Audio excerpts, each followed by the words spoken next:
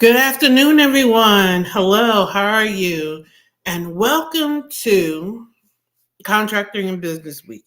Now, I know this is day 2 of Contracting and Business Week, but I didn't go live yesterday. I had an appointment that ran long and it caused me to miss my live, but that's okay. Things go off in business, as we know. We're just going to shift, adjust, and move forward.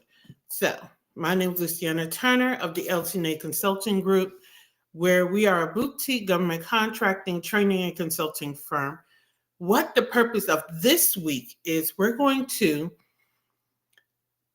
tackle conversations or identify the secrets to identifying government contracts that align with your business capabilities.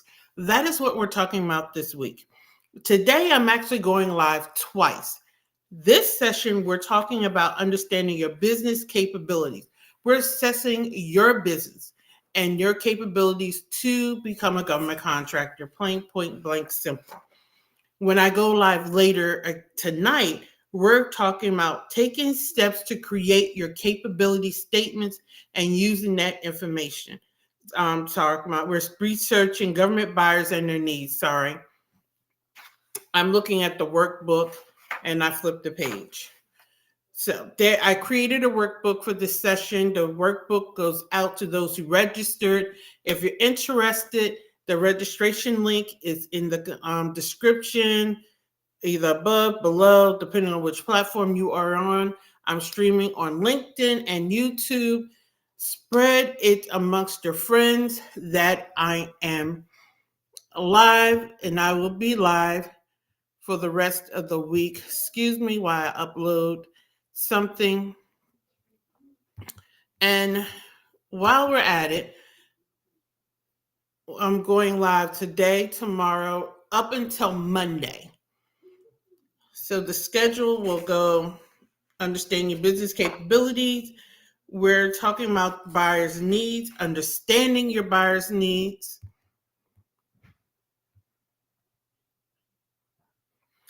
Then we will talk about navigating SAMs.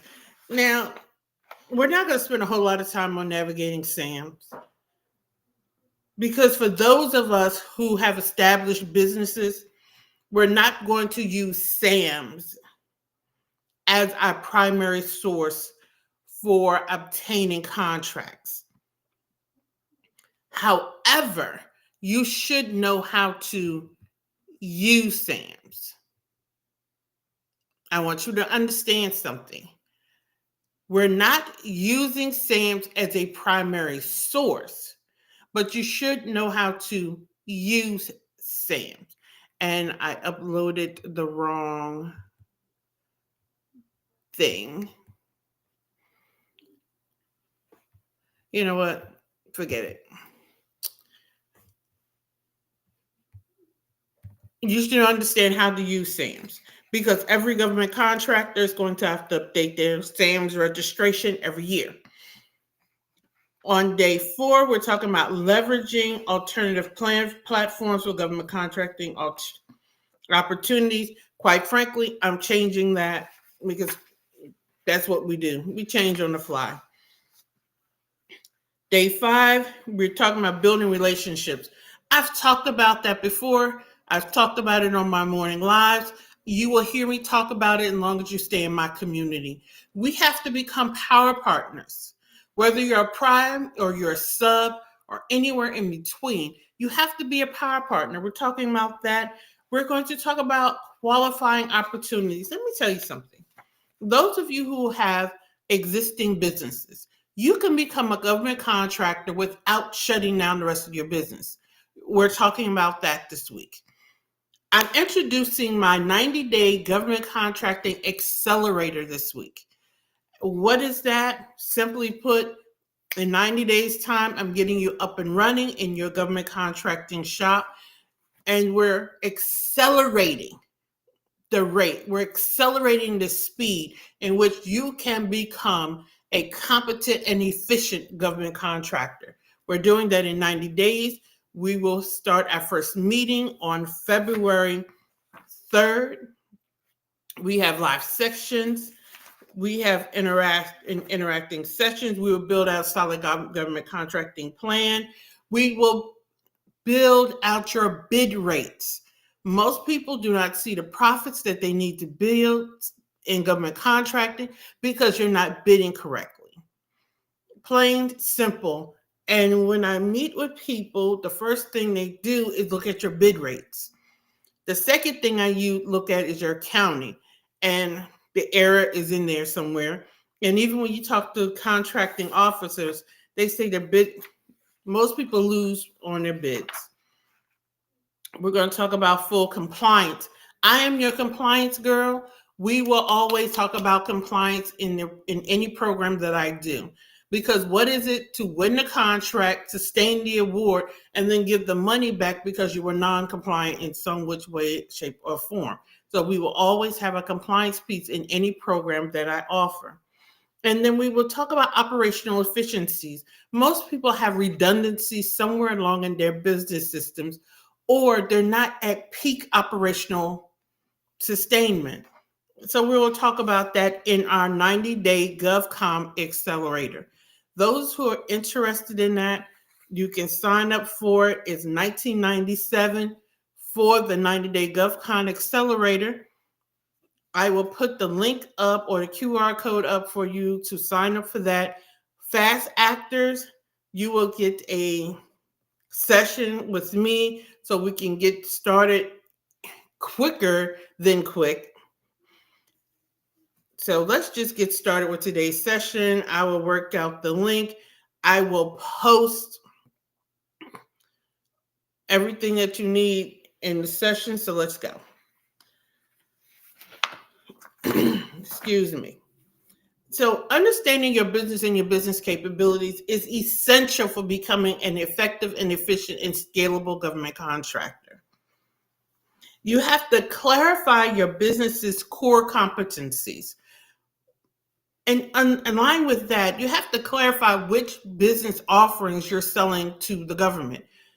If you've been in business for any number of years, any number of times, you may have anywhere from 1 to 5 to 10, whatever you're offering, services that you sell to the B2C or B2B market. You may want to sell 1, 5, or all of those services to the government. That is something you have to decide straight off. And I'm saying that because a lot of people get into government contracting feeling as though they have to create a separate suite of services, a separate suite of products. No, you don't. Don't hyper confuse or complicate the process for you. You don't have to do that. What you need to do is simplify the process. Look at what you already do and then say, it would be simplistic for me to offer my best and highest service to the government, and that best and highest service that I can offer to the government is X, Y, and Z. That is what we need to do. Excuse me. And that is what you should do. So you should always look at your core competency. What services do you offer? What is your past performance? Past performance is always important to the government. They want to talk to or be able to talk to whomever you have worked with in the past. And it also helps them align your services to their needs. It helps them align your services to their needs. Once I've said it in my book, and I'm going to say it again, I wrote a book called Keys to Government Contracting. You always want to present yourself as the government or the government client as their penicillin. If they have a broken leg, or if you have a broken leg, you don't want Tylenol. Tylenol is not going to help a broken leg. You want the best painkiller they have to stop the throbbing while the injury is assessed, while the injury is then set, or the best course of action for setting the injury is determined.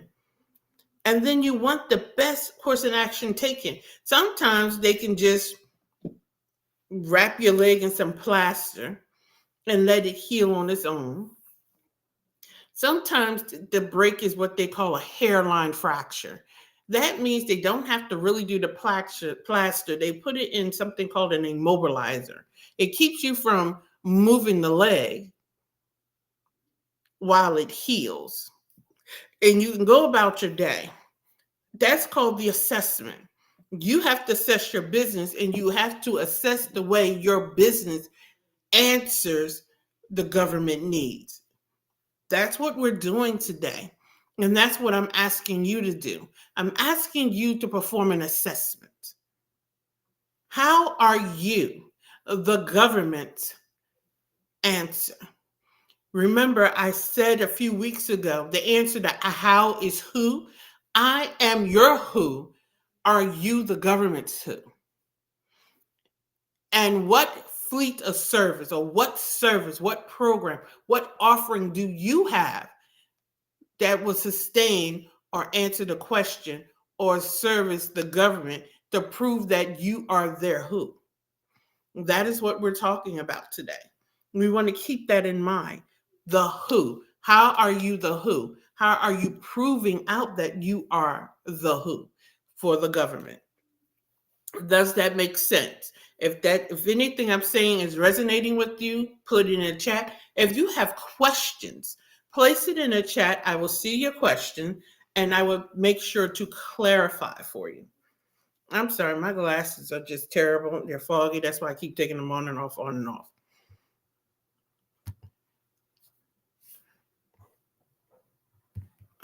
Just bringing up my chat box.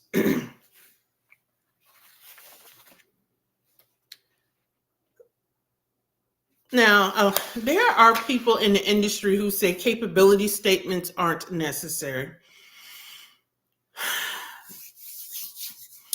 Capability statements are your business calling card.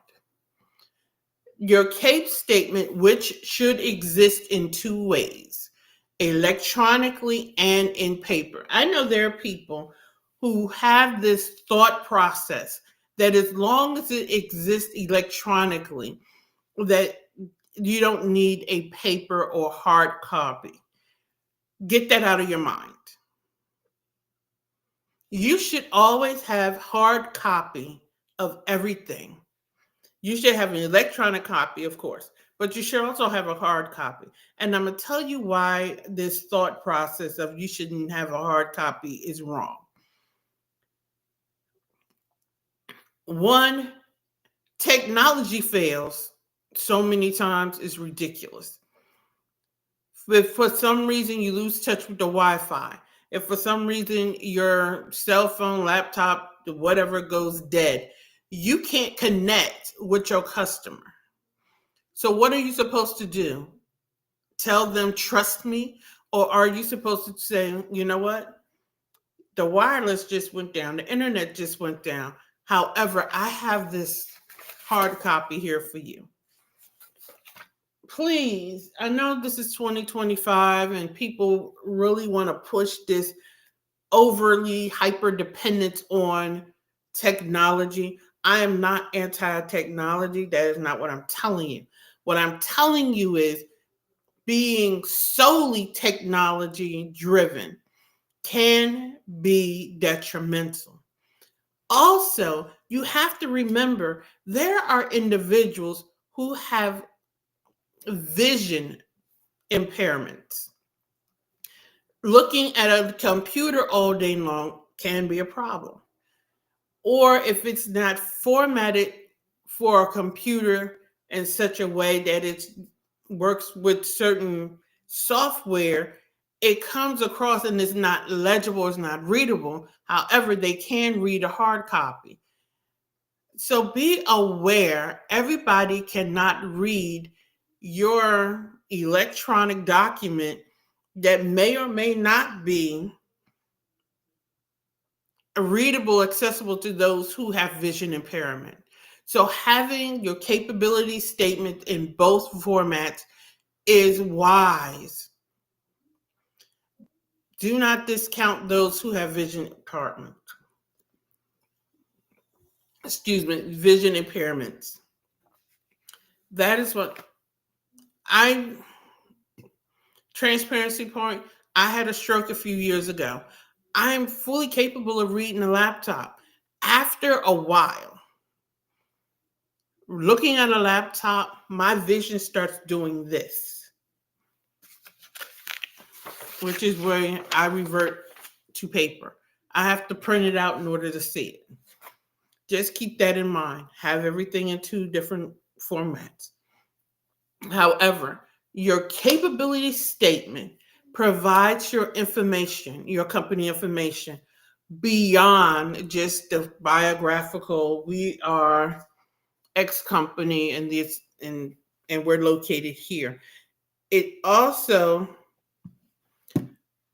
tracks your services to your NAICE code. This is very elementary, this is very basic. However, if you do not map your NAICE, your services to the correct NAICE codes, you're eliminating contracts. You're actually eliminating government buyers. So you have to be sure you're matching NAICE codes to services properly. I actually walked through this with a client of mine, and she was like, well, this service goes with this NAICE codes. And I was like, well, what about this one? What about this one? What about this one? And she didn't think about it. And she was like, well, why are the NAICS codes even important? And when we go through researching government buyers, she saw why it was important. She didn't even realize, and I say it in my book, people get tunnel vision when it comes to working with the government. They get tunnel vision when it comes to, I only want to work with this government agency. However, this agency over here is the agency that actually purchases your services or your products at a higher level than the agency you're targeting. So while we all have this dream client, let's make sure that we're not pigeonholing ourselves or boxing ourselves into a corner, because this may be your dream client, but your true client is over here. And ensuring that our services are matched to the NAICS codes appropriately, and we're being found by the right government agencies, and we're populating the right contracts so that we're finding the right contracts and the right contracts are finding us, is key and is paramount. So today we're talking about our business capabilities. What can our business do? How are we doing them? What services are we selling to the government? Are we selling all of our services? Are we selling a few of our services? Are we going to ramp up those services to the government? Now, we're just doing high level during Contracting Business Week because, quite frankly, I could take this one topic and I can run it into the ground because there's a lot to it. And I'm not saying it's a lot to it as in a lot of work. I'm saying it's a lot to it to do it right so that when you go after these contracts, they're flowing to you like milk and honey versus like feast and famine. And a lot of people are missing contracting opportunities because they're going after it like feast and famine versus like milk and honey. And I want my clients to see milk and honey, which is the abundance in government contracting. Does that make sense to you?